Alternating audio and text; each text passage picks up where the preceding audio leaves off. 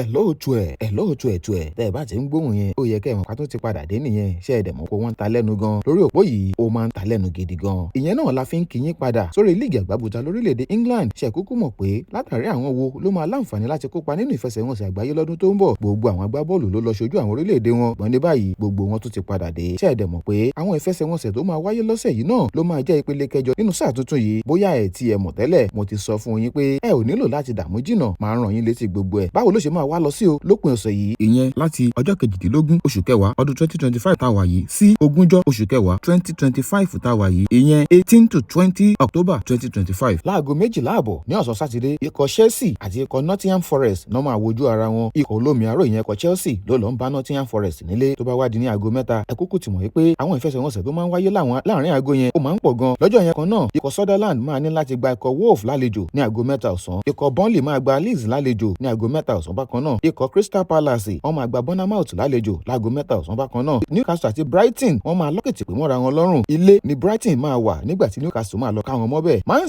Man City àti Everton Man City máa gba ikọ̀ Everton lálejò ní aago 3 ọ̀sán bákan náà. tó bá wá di ní aago 5 ìrọ̀lẹ́ ìyẹn ní aago 5:30 ní ìrọ̀lẹ́ ọjọ́ sátidé kan náà. ikọ̀ Arsenal máa lọ bá ikọ̀ Fulham nílé. báwo ló ṣe máa jẹ́ ẹ ò gbọ́dọ̀ míì sí ẹ má pàdánù ẹ̀ rárá. tó bá wá di ní ọjọ́ Sunday láago 2 ọ̀sán ikọ̀ Tottenham máa gba ikọ̀ Aston Villa lálejò. ìyẹn náà máa ta lẹ́nu gidi gan o. tó bá wá di ní ọjọ́ Sunday bákan náà ìyẹn láago 4:30 ìrọ̀lẹ́ ẹ lọ jókòó ẹ lọ farabalẹ̀ nítorí pé èyí tá a fẹ́ sọ yìí máa mìmì láká gidi gan ni. nígbà tí ikọ̀ Manchester United àmọ́ nǹkan tó ń ṣe wọ́n láàrin ọjọ́ mẹ́ta yìí ṣùgbọ́n wọ́n sọ pé bí Chelsea ṣe gbé ewúro sójú ikọ̀ Liverpool àwọn náà ti ṣetán láti gbé ewúro sójú ikọ̀ Liverpool nítorí pé Anfield ló ti máa ṣẹlẹ̀ o ó máa ṣẹlẹ̀ gidi gan l'Anfield láago 4:30 ìrọ̀lẹ́ lọ́jọ́ sátidé. tó bá wá di lọ́jọ́ Monday ìyẹn láago 6 alẹ́ ikọ̀ West Ham máa gba ikọ̀ Brentford lálejò. bó ṣe máa lọ nìyẹn. báwo ló ṣe máa lọ sí àwọn wo lẹ́rù ń pọ́n máa ṣe dáadáa jùlọ. ẹ jọ̀ọ́ ẹ kọ sábàlá àríwí sí ìyẹn ní comment section. ẹ má gbàgbé láti like kẹ́ ẹ share kẹ́ sì jọ̀wọ́ kẹ́ subscribe sórí ìkànnì yìí ó ta lẹ́nu lórí pápá.